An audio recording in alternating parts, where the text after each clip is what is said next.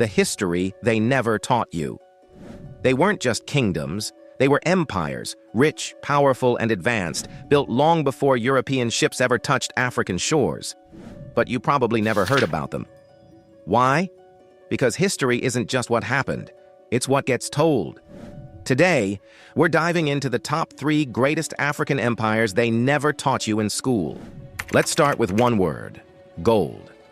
Now add power, prestige, and one of the wealthiest rulers to ever walk the earth, and you've got the Mali Empire. Founded in the 13th century, the Mali Empire dominated West Africa with its control over the trans-Saharan trade routes. Gold, salt, ivory, you name it, Mali controlled it. But the name that echoes through time is Mansa Musa. When he made his pilgrimage to Mecca in 1324, he brought so much gold that it caused inflation in Cairo for over a decade. Imagine being so rich that entire economies crash when you pass through. But Mali wasn't just about wealth. Its capital, Timbuktu, became a center of learning, with libraries and universities that rivaled any in Europe. Scholars from across the Islamic world came to study there. The Mali Empire wasn't a footnote. It was a golden age.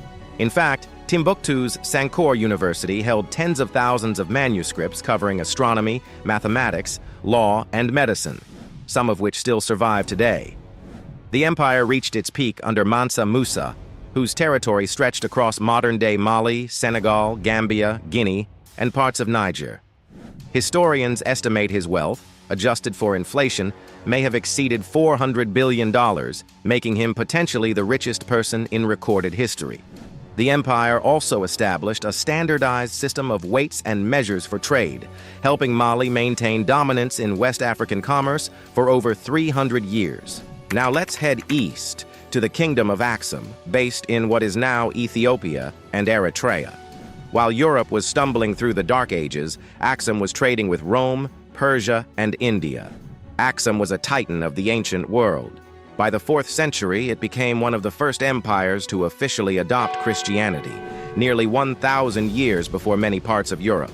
Its stelae, or massive stone obelisks, still stand tall today. Carved from a single piece of granite, some reach over 20 meters high, serving as ancient tomb markers and monuments of power. Axum also controlled key trade routes through the Red Sea, giving it immense economic leverage. Gold, spices, and ivory passed through its ports, making it a commercial powerhouse. This wasn't a small kingdom lost in time. It was a global player that left its mark on religion, architecture, and diplomacy. The kingdom issued its own currency in gold, silver, and bronze, some of the first coins to feature Christian symbols like the cross. Greek historian Mani even listed Axum as one of the world's 4 great powers alongside Rome, Persia, and China.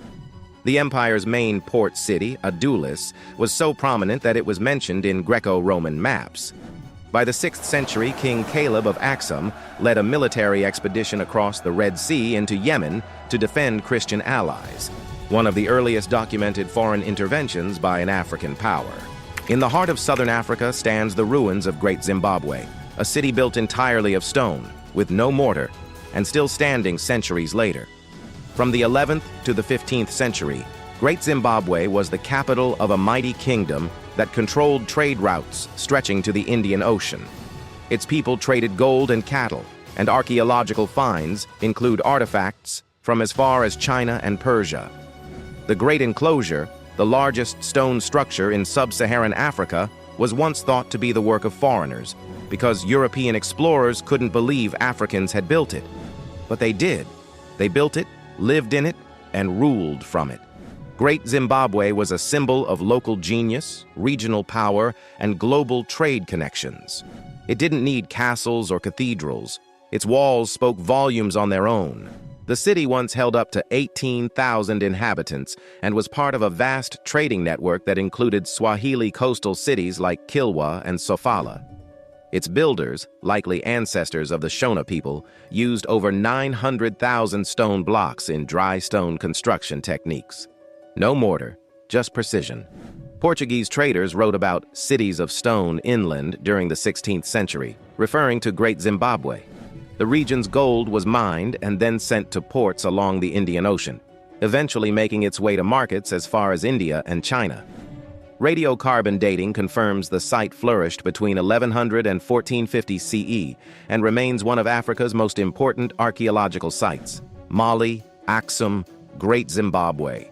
These empires weren't anomalies, they were powerhouses. They were proof that Africa has always been more than the story we've been told. So next time someone says Africa had no history, remind them that Mansa Musa crashed economies, Axum traded with emperors, and Zimbabwe built stone cities before skyscrapers ever existed. If you enjoyed learning about the power and brilliance of Africa's forgotten empires, hit that like button, subscribe, and comment below with which one blew your mind the most. There's more untold history waiting, and we're just getting started.